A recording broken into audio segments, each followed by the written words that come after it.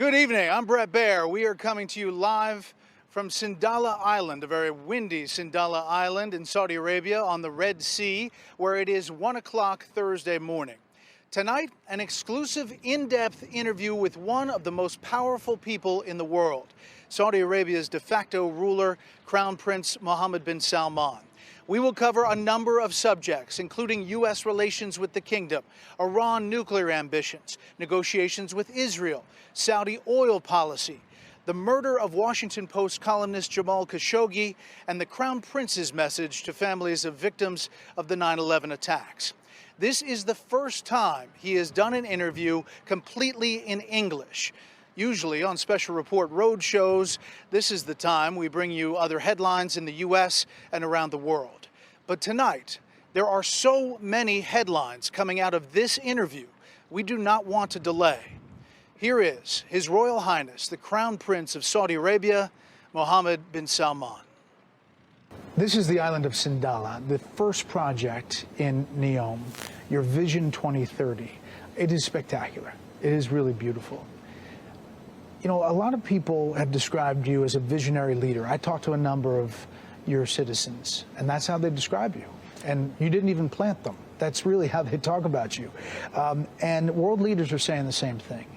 You've had this transformational change, every aspect of the kingdom, economic, social, cultural, religious.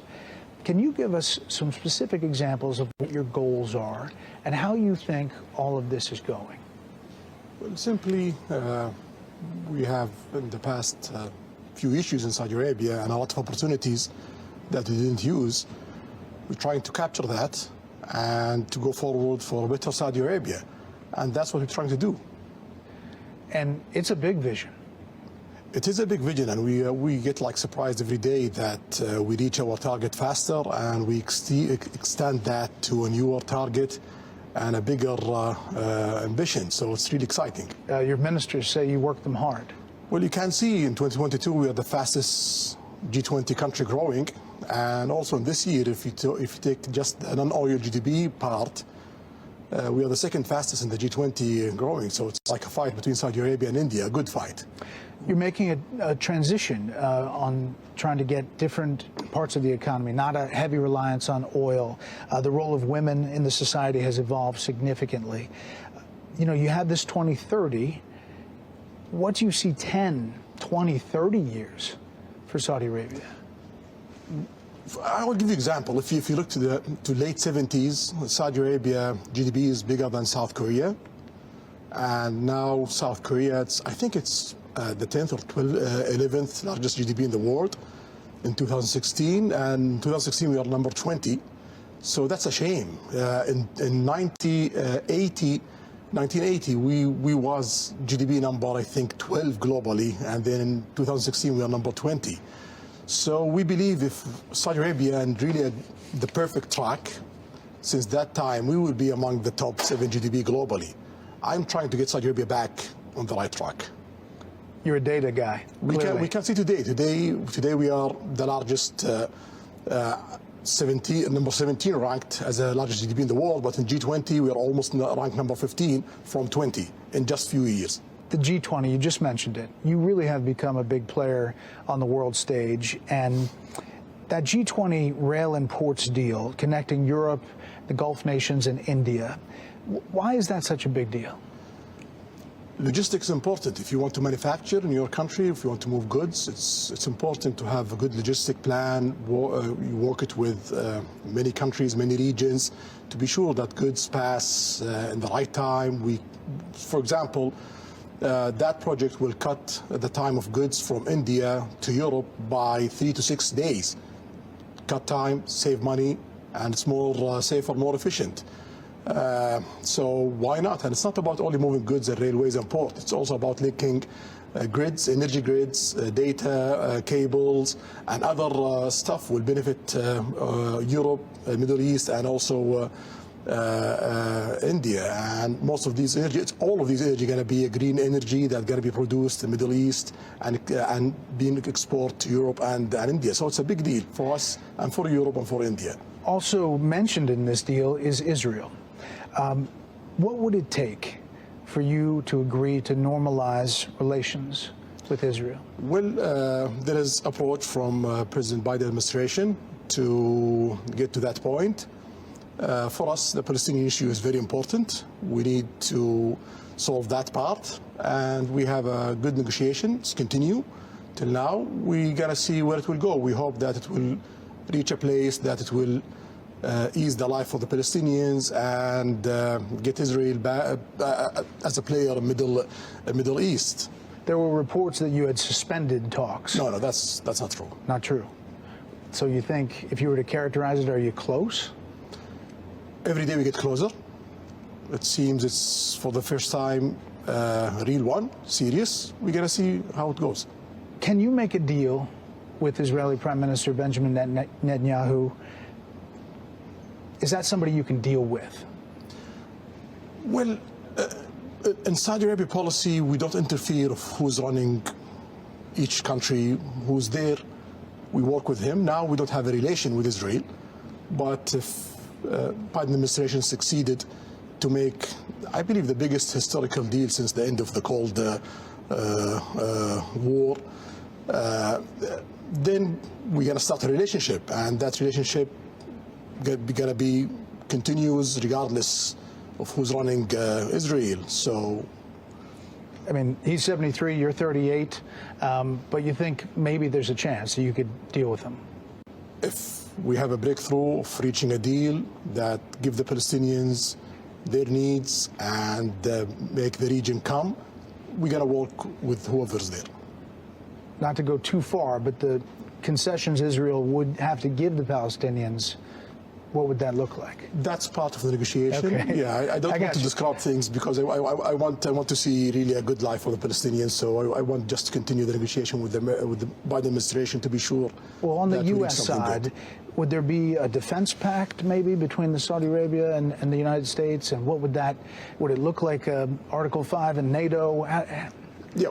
First of all, we have some sort of that in the past 80 years. We are the biggest buyer from American armament manufacturing. I believe Saudi Arabia alone is bigger than the next 5 buyers from America. So Saudi Arabia is critical in your armament import economically. And we have a lot of security military ties that really strengthen the position of Saudi Arabia in Middle East and strengthen the position of America globally, especially in Middle East. You don't want that to be shifted. You don't want to see Saudi Arabia shifting their armament from America to other place. So that document, it will strengthen that. It will strengthen the interest of America, security interest, military interest, and also economical interest. And also it will save effort and headache from the Saudi side of not switching to other places. You know, there are many people who wonder why you first normalized relations with Iran, a longtime enemy who back in 2017 attacked your oil facilities, but yet not yet Israel. Can you explain that? Based on situation and politics, so we have a long fight with Iran since '79. We don't want to be that the norm in Middle East. If there is opportunity to shift that and to go to prosperity and interest and working with Iran and working with the other Middle Eastern, bringing Iran to work with the Arab world, with the Middle East, why not? So the Iranian reached to the Iraqis in 2020. The Iraqis talk to us. They start to do that kind of negotiation. We have few obstacles. China come in, solve it, and then we have a good start. We hope that continues. We're trying our best, and also what we see from the Iranians, that they're taking this very seriously and they are doing their best. So we're investing in that. That's a big change, and clearly you can see outside the box on these deals. You know, you can look to that. Are you concerned, though, Iran gets a nuclear weapon, about them getting a nuclear weapon? Well, we are concerned of any country getting a nuclear weapon. That's a bad move, and you don't need to get a nuclear weapon because you cannot use it. Even if Iran gets a nuclear weapon, any country use a nuclear weapon, that means they are having a war with the rest of the world. The world cannot see another Hiroshima. If the world see 100,000 people dead, that means you are in a war with the rest of the world. So it's a useless effort to reach a nuclear weapon, because you cannot use it. If you use it, you got to have a big fight with the rest of the world. If they get one, will you? If they get one, we have to get one for security reasons and for balancing power in the Middle East. But we don't want to see that. Yeah. It's just a big change. You know, a lot of the world experts are saying how you can isolate Iran and try to prevent them from doing what they have been doing. And then just the image of your Saudi team, football team, going to Tehran to play is just striking, right? Well, that's good. That's part of the movement, and we see very warm welcome from the Iranian side to the Saudi team. I believe Saudis take that very positively. Iran has been fighting this proxy war in Yemen against you. Just today, there were these high-level talks over the past 5 days with the Houthi rebels inside the kingdom. And the quote from your people is that it was positive. Secretary of State Blinken said that this is a time of opportunity. Do you think it is? Yeah, definitely. Our aim from day one is to have good life for the Yemenis, good life for the whole countries in the region. For us in Saudi Arabia to progress, to do really great progress and great growth and creating amazing economy in Saudi Arabia and have close to 100% of succeeding of what we're trying to get, that means we need a stable region. To have a stable region, you need economical development in the whole region. You don't need to see problems in Yemen. You need to see Iraq going really forward. You need to see Iran going really forward. You need to see Lebanon going forward. You need to see the rest of the region going forward. And we are working with GCC, with Egypt, with other players in the region, and also with the global players, with our allies in America, to make that happen. That's good for the rest of the world, because you see, when the region is disturbed, ISIS come out, Al-Qaeda come out, terrorist attack come out, piracy come out. So we don't want to see these events. You want to see opportunities for American companies, for European companies, for the rest of the world, and for more growth in a place that create problems in the past few decades. I mean, obviously, more than 150,000 people died in Yemen. It's been a big humanitarian crisis, but you all put in billions of dollars to help in that, and it doesn't get covered a lot. Do you think it's close to kind of wrapping up? Well, we are the biggest country in the world who give aid to Yemen in the past and today and tomorrow. And we want to increase that, and also we want to start to invest in Yemen in the economical part in all sides of Yemen, and we are in the process of doing that, even if there is a ceasefire and there is no political agreement yet. But we are trying to push all the areas forward day by day. Just a couple more things on Iran. Do you think it was a good idea for the U.S. to allow Iran to access that $6 billion in exchange for the 5 American hostages? You know, you cannot say it's a bad or a good policy, but what I would say that it's a step. I hope that the Iranians show that getting that $6 million and getting those American backs, it's worth the effort, because that will encourage the world to do more. You mentioned China brokering that normalization with Iran. That surprised some folks. Why choose China in that role? We didn't choose China. China chose you? China chose to be a broker to make that happen. There are signs of change. Obviously, the renewal of relations with Iran, brokered by China, possibly joining BRIC. China's a big component of that. Is the kingdom reevaluating its security partnerships, kind of trying to think of different ways to do it? No, BRICS is not about political alignments. So if you look at the G20, you have like 2 groups inside the G20. You have the G7 and you have BRICS inside G20. We tried to join the G7 at President Trump time, but some of the countries in G7 have like requirement to be part of that. And we are seeing that if we continue for 1 decade without being part of group inside the G20, that could really create obstacles for us economically. So BRICS is an option. They invite us, and we welcome that. And BRICS is not a group against America or the West. You have a lot of allies in BRICS. You have India, you have Brazil, and you have South Africa. Those are also as your allies. You talked to all these world leaders. I mean, you talked to all of them. And when was the last time you talked to President Xi? Something around I'm not sure. You've talked to him 4 months. Yeah, we talk a lot every year. Yeah. How do you see him? What's he like? Well, he's trying to do the best for China, and he has all the right to do that. He's a leader of a country, and he wants his country to succeed and to grow, and he have more than 1 billion people. You don't need to see China failing. If you see China failing, it's around 13-14% of the world GDP, and it's around 15 to 20% of the world population. If that country falls, everyone on the planet falls, even America. Yeah. You know, obviously there's a lot of concern in the U.S. about Taiwan.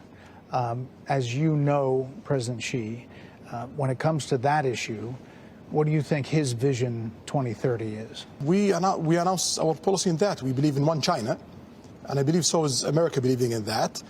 There is few arrangement there. I believe the Chinese is respecting that till now, and we're going to look forward how it goes. What about Russia? You deal with President Putin. What's your thought about Russia inside Ukraine? What's happening there, it's something bad. We don't want to see it. Invading a country, it's something against the rules of the UN. And the Saudi vote against that. The Russians have their excuse of why they did that, of expanding the NATO, etc., of their lists of excuses. But invading a country is really bad. In Saudi Arabia, we have a good relation with Russia, and also we have a good relation with Ukraine. We have amazing and critical trade with Ukraine and Russia. So for us, we try to do our best to push for a few steps to solve this problem. I mean, you tried to host peace talks. Russia didn't come, but I wanted to ask you about, supporting Russia. I spoke to your energy minister, who was fantastic, Prince Abdulaziz, about your decision for oil production cuts. And he told me that it was based on volatility and trying to stabilize the market. There are some supporters of Ukraine who say by doing that and prices spiking that you have essentially boosted Russia's war effort at a time when every country, a lot of countries are trying to squeeze him to get out of Ukraine. So how do you deal with that? So you're talking about supporter of Ukraine, but how about the president of Ukraine? What did he say? He said totally something against that. He said Saudi Arabia is supporting Ukraine, supporting to solve the problem between Ukraine and Russia, and trying to be a mediator to help in that area. And if we are doing a deal in OPEC Plus country to support Russia, Iran is part of the OPEC Plus country, and at that time Iran was our enemy. We don't have that alliance that we have today. So are we supporting Iran at that time? That doesn't make any sense. For us in Saudi Arabia, we just watch supply, demand. If there is shortage of supply, our role in OPEC Plus is to fill that shortage. If there is oversupply, our role in OPEC Plus to measure that for the stability of the market. So it doesn't have anything other than that? No, it's purely about demand, supply. It is coming up on the 5-year anniversary of the brutal murder of journalist Jamal Khashoggi in your consulate in Turkey. U.S. intelligence pointed to you as ordering that attack. I've heard you address this several times, saying you didn't order the murder, saying it was horrible and a mistake, and that as a leader you take responsibility as a leader of the country. But 5 years later, what do you tell people in the U.S. who still have concerns, and journalists maybe around the world, and maybe potential tourists who would come here to Sindala, that they wonder if anything changed or if it could happen again? Well, we take all the legal measurement that any country took, like when America have mistakes in Iraq, they do investigation, trial, etc. We did that in Saudi Arabia, and the case being closed. And also we try to reform the security system to be sure that these kind of mistakes doesn't happen again. And we can see in the past 5 years, nothing of those things happen. It's not part of what Saudi Arabia do in the last 100 years. It was a mistake, it was painful, and we are trying our best to be sure that we reform our system to work by the book and to be sure that everyone is safe, not in Saudi, in the whole globe. Did anyone involved in the killing serve jail time? Yes. Anyone involved is serving a jail time. he have to face the law. And you're trying to change the law broadly to make sentences more realistic? More realistic for us as Saudi, not for foreign people. But we believe today it's far away from realistic for us as Saudi. So we are not proud of all of our laws in Saudi Arabia. There was this AP Associated Press article that just came out a couple weeks ago with the headline that said, Saudi man receives death penalty for posts online, latest case in wide-ranging crackdown on dissent. I guess dealing with his posts on X, formerly Twitter. So one, is that true? And two, are you changing that aspect? Yeah, shamefully it's true. So it's something I don't like.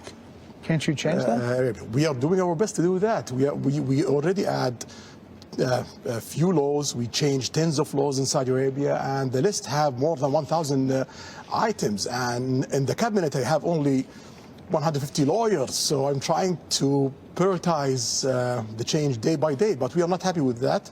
We are ashamed of that. But the judicial system have to follow the laws, and I cannot tell the judge that do that and ignore the law, because that's against the rule of law. But do we have bad laws? Yes. Are we changing that? Yes. Do you think that guy's going to get killed for the post? Well, I believe there's few steps in the trials. I'm hoping that in the next phase of trials, the judge there is more experienced and they might look at it totally different. Recently in the U.S., we remembered the 22nd anniversary of the 9/11 attacks. As you know, 15 of the 19 hijackers were Saudis. And the 9/11 victims' families, you know, they make their feelings clear, especially around the anniversary, that they believe there's intelligence that somehow links the Saudi government to supporting or facilitating those hijackers. What do you say to those 9/11 families 22 years later? Well, I'm very sorry that anyone loses any one of his family. No one wants to lose his family, especially in a way like that. Yes, there's 15 Saudi in that, being planned by Osama bin Laden. That's well known.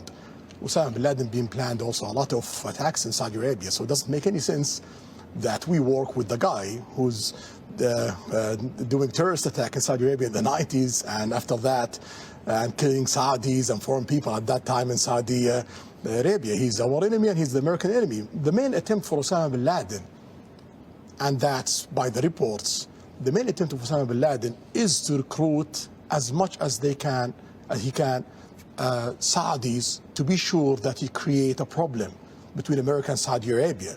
So if people in America fall to that means Osama bin Laden succeed in his plan. You're credited with going after extremists, jihadi extremism in the country. Is that still happening? The country was conservative before, and it's not only Saudi Arabia was conservative, even America was conservative before. Time change, and reforms comes, and that's what's happening in Saudi Arabia.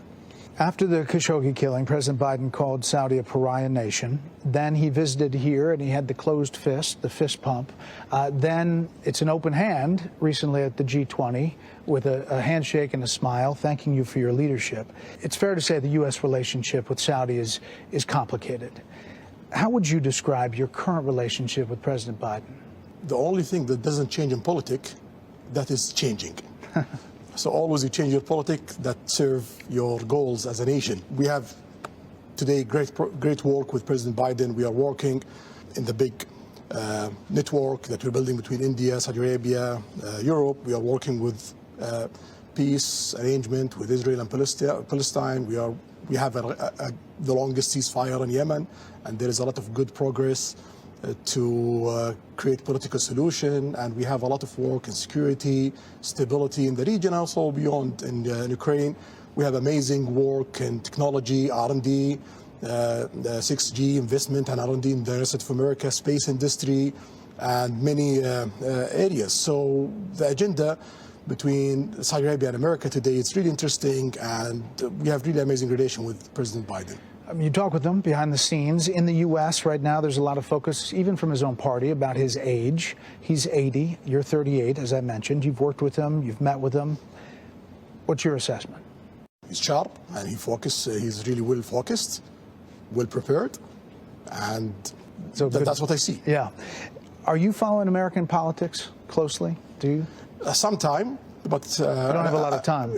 Most of it, I try to follow what's really affecting Saudi Arabia, but I follow sometime American politics. Is it hard to deal with the U.S. when the administrations change every 4 to 8 years and maybe foreign policy changes? Well, sometime, changes in any countries also always create, like, let's say, a period of negotiation. So we are used to that. Yeah. And any administration change in America, we start to talk, we start to negotiate what we have together, what kind of obstacles we have in that relation, and what kind of new opportunity that we should work on it. And then we reach a point that we have this plan to work in the next few years. You had a good relationship with former President Trump, then President, and his administration. There's several investigations right now with President Biden and his son Hunter, the money he took in from a company in Ukraine and from China, and whether that had an impact either directly to President Biden or on his decisions that he made. In the Trump administration, you had a really close relationship with the president's senior advisor and son-in-law, Jared Kushner. After he left, Saudi fund made reportedly a $2 billion investment in Jared's new fund he was launching and managing. Do you think that sends the wrong message, even if there wasn't a tit for tat, I'll give you this and you get that? We look to opportunities and investment. We have investment, a lot of investment around the globe with a lot of peoples and with economical opportunity. So if Trump becomes president again, you'll leave the $2 billion with Jared Kushner? It's a commitment that PIF have, and when PIF have commitment with any investor around the globe, keep it. Would it affect your decisions with a new Trump administration with that sitting there? Well, Saudi Arabia is so big, so I'm quite sure mostly any person around the world, directly or indirectly, you have something to do with Saudi Arabia. So if that can affect President Trump decision, if he become a president, that means that it gonna affect every president in the world and every person in the world decision, because directly or indirectly, he have some sort of interest or something to do with Saudi Arabia. Well, there you go.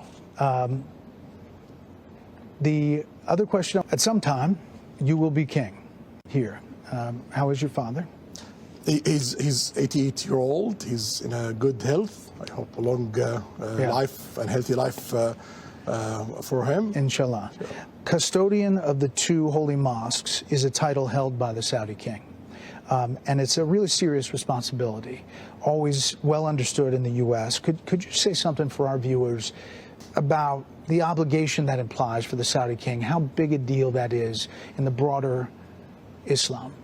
Well, the two holy sites in Saudi Arabia, it's the two holy sites of Muslims. Mecca, you have Kaaba, which they face 5 times a day, and they have to visit 1 time life. And you're talking about almost 2 billion people in the planet. And in Medina, you have the grave of the Prophet. So the duty of any king of Saudi Arabia and the duty of all Saudi peoples to serve those 2 places and to serve the visitors of those places. And I believe we did a wonderful job in that area. Thank you for answering all of these questions. I just spent the past 3 days here, and do you think you're going to slow down at all? No, we're trying to speed up every day. Your Royal Highness, we really appreciate this time. Shukran. Thank you.